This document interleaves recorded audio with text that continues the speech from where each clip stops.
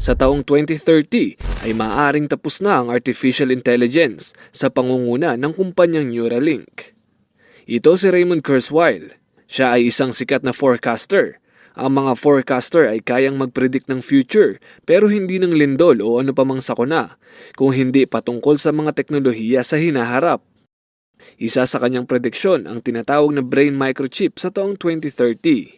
Sinabi niya na kapag available na ang microchip na ilalagay sa utak ng tao, ay kayang-kaya nitong madetect ang anumang virus o mga sakit na papasok sa ating katawan.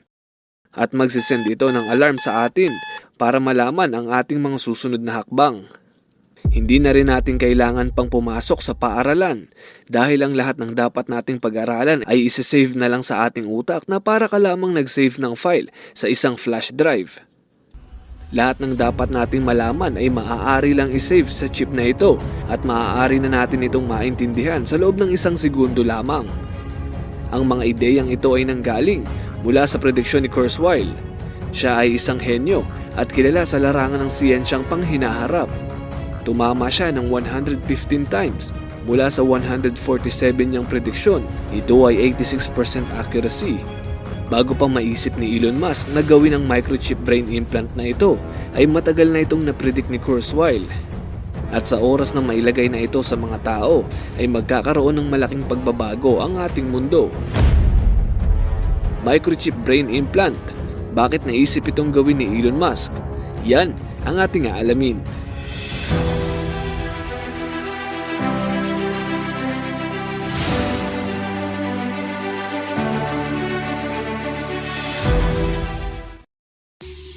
Isang mabilisang shoutout muna tayo kay Mavic, isa sa mga young learners natin mula pa sa Montalban, Rizal.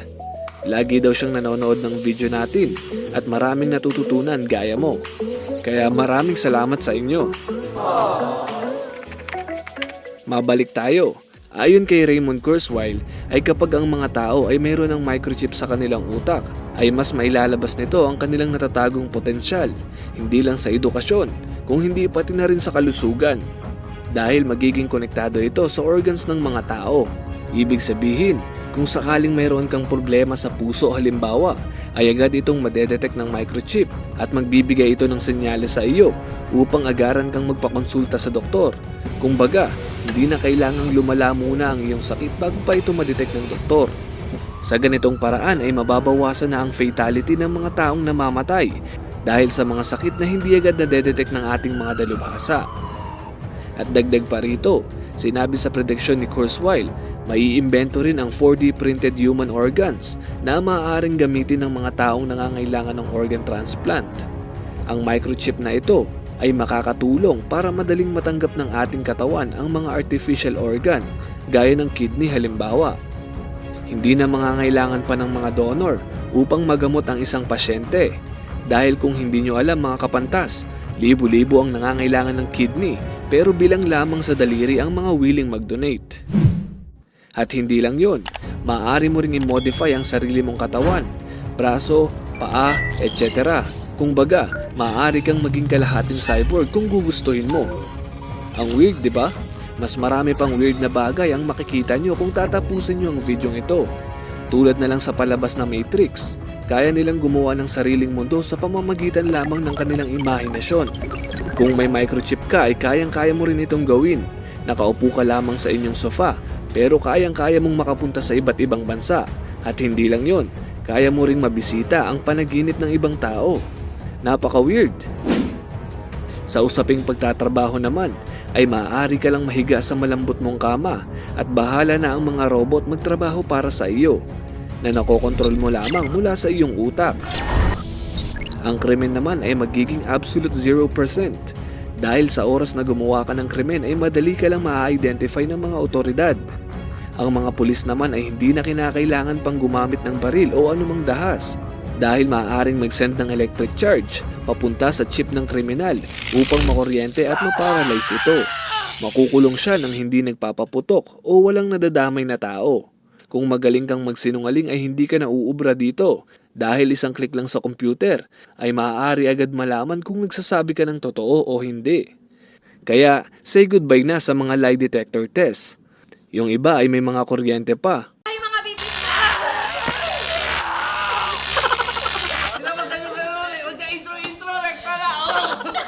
Well, personally, isa sa mga phobia ko ang makuryente, kaya ayoko talaga ng mga ganyan. Mas gugustuhin ko pang maging tapat kaysa mapunta dyan. Tinatayang 5 taon lang matapos itong mailunsad ay magiging mas high-tech pa ang mga bagay-bagay. Sinabi dito, sa pamamagitan lamang ng pagtingin sa isang bagay ay maaari mo nang makalkula ang mga katangian nito. Nutrition content, dami ng kuryente, lakas ng tubig, at halos lahat ng tignan mo ay maaari mong makita ang karampatang halaga nito. Kayang-kaya mo ring malaman ang temperatura ng isang tao sa pamamagitan lamang ng isang tingin. Astig, di ba? Sinasabing masusolusyonan nito ang kahirapan dahil magkakaroon ng mas maayos o mas tugbang kalkulasyon sa pagkain at bilang ng taong nagugutom. Kung pag-uusapan naman natin ang politics, ay sinabing mas magiging maayos ito dahil madaling madedetect kung sino ba ang mga kandidato na nais ng nakararami. Dagdag pa rito, kapag nagpatuloy daw ang pagkakaisa ng bawat tao sa mundo, ay mauuwi tayo sa napakapayapang pamumuhay na para bang tayo ay iisang bansa na lamang, iisang batas at iisang layunin. Yun nga lang, ang pinaka nakikitang problema para maisakatuparan ang lahat ng ito ay hindi ito maaaring gawing compulsory. Ibig sabihin, walang sapilitan kung ayaw mong magpalagay nito. Hay, buti naman. Maging ako kasi natatakot din sa ideyang ito. Pero wag ka. Ginagamit na ito ng iilang mga tao sa Sweden. At napakaganda ng feedback nila sa produktong ito. Pero ang kanila ay naiba ng kaunti. Nilalagay ito sa kanilang kaliwang kamay at nagsisilbi itong parang national ID ng mga taga-Sweden. At pwede rin itong e-wallet. Kapag pupunta ka sa supermarket ay hindi mo na kailangang magdala ng wallet dahil isang tap lang sa iyong chip. Wala, bayad ka na. Weird. Kung nawiwirduhan ka rin ay deserve ng video ito ang isang like mula sa'yo dahil marami pa tayong pasabog ngayong araw. Ngayon naman balik tayo sa brain microchip. Ang isa pang nakikitang problema ng mga dalubhasa ay ang pag-a-advertise nito o ang pagpopromote nito sa publiko. Kailangan nilang gumastos ng napakalaki para mapapayag ang mga tao na gumamit nito. At isa pa, kailangan nilang araling maigi ang pagkakaiba ng mga tao. Lalo na't iba't ibang bansa ang ating pinagmulan na may iba't ibang paniniwala. Pero problema na nila yun. Ngayon naman pag-usapan natin ang mga magiging problema ng mga taong gagamit nito. Una sa lahat ay mawawala na ang tinatawag na privacy. Dahil sa oras na makabitan ka ng microchip ay napakalaki ng tsansa na mabasa ng chip na ito ang iyong mga alaala kasama ang iyong pait na nakaraan. Sobrang makikilala ka nitong chip na ito dahil kaya niyang isave ang iyong memory sa kanilang server. Kaya rin nilang malaman kung ano ang kasalukuyang mood mo, ano ang paborito mong pagkain, at madali rin nilang malalaman kung bakit mo binoto ang paborito mong kandidato. Maging ang mga nakakahiya mong experience nung bata ka pa ay maaari nilang makita. Oh no! Ang lahat ng ito ay hindi na magiging sekreto pa. Hashtag, ang pangit mong kabanding. Napakalaki rin ng tsansa na ma-hack ito ng mga professional hackers at gamitin sa pamba-blackmail. Huhututan ka ng maraming pera para hindi sa publiko ang mga nalalaman nila tungkol sa'yo. Pero hindi pa dyan nagtatapos ang problema. Well, sabihin na natin sobrang secured ng microchip na ito, gaya ng sinabi ng ilan, at walang impormasyon ang malilig sa publiko o sa mga hackers. Isang problema naman ang kompetensya sa pagtatrabaho dahil ang mga mayroong microchip ay mas magiging mabenta sa mata ng mga businessman dahil mas productive sila kumpara sa mga taong wala pa nito. Sinabing mas matagal mapapagod ang mga empleyado na kabitan na ng microchip kumpara sa mga hindi pa. Kung dati ay kompetensya lang sa tinapos ang labanan, ngayon ay ibahin mo. Dahil sinabing taon-taon din magkakaroon ng bagong version ng microchip na ito na parang mga gadgets lang. Dahil dito ay syempre mas pipiliin ng mga employer ang mga mayroong updated na chip kesa sa mga old version. Kaya ang mga taong ayaw magpakabit nito ay tuluyang mawawala ng pwesto sa ekonomiya. Pero sinabing hindi lahat ay magpapakabit nito dahil mayroon talagang grupo na hindi ito pahihintulutan. At dito na magsisimula ang pagbubuklod ng mga tao.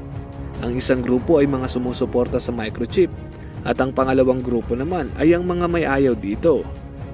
Mas lalong tataas ang racism, pero hindi na tungkol sa lahi, kung hindi tungkol sa mga taong wala pang microchip sa kanilang utak. Pwede silang tawaging chipophobe at mga chipophile. At napakarami pang term na pwedeng lumabas sa mga oras na ito. Sa katunayan nga, kamakailan lang sa kumpanyang Neuralink sa pangunguna ni Elon Musk ay matagumpay nilang nailagay ang kauna-unahang microchip sa utak ng baboy at ng unggoy. At napatunayan na wala itong masamang epekto sa kalusugan ng mga ito. Dagdag pa ni Elon Musk na bukod sa wala itong masamang epekto sa kalusugan ay makakagamot pa ito ng mga taong may problema sa utak at sa spinal cord. Sa kasalukuyan ay hindi pa tapos ang pag-i-improve nito at sinabing wala pa ito sa kalahati ng napredict ni Kurzweil.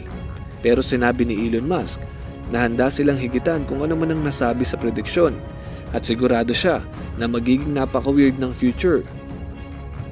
At isa pa mga kapantas, hindi lang si Elon Musk ang interesado sa teknolohiyang ito, tulad na lang ng kumpanyang ito. Ito ang tinatawag na BrainGate. Gaya rin ito ng Neuralink na gumagamit ng microchip na inilalagay sa utak ng tao. Layunin nitong gamutin ang mga taong hindi na kayang igalaw pa ang kanilang mga kamay at paa. Ito pa ang isang kumpanya na tinatawag na Nielsen. Gumagamit din ito ng microchip at layunin itong pag-aralan kung bakit may mga taong nasisiraan ng ulo at kung papaano ito gamutin at maiwasan. Sa ngayon ay wala pa tayong ideya kung hanggang saan aabot ang kabaliwang ito. Kung hanggang saan aabot ang mga ideyang ito. Maging ako sa totoo lang ay hindi ko pa sigurado kung magpapakabit ba ako ng microchip na ito kung sakaling maging common na lang ito na parang bumili ka ng smartphone sa mall. Sa tingin ko ay dapat mauna muna si Elon Musk sa pagpapakabit nito para naman marami ang maniwala sa kanya na talagang safe ito at talagang hindi mananakaw ang mga personal mong alaala. Ano sa palagay nyo? Maaari kayong mag-iwan ng komento sa ibaba.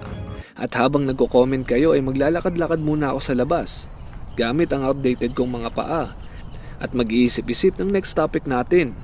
Kaya kung umabot ka sa parting ito ay dapat mo ring panoorin ang mga ito. Nang malaman mo kung bakit sila viral ngayon sa ating channel. Click na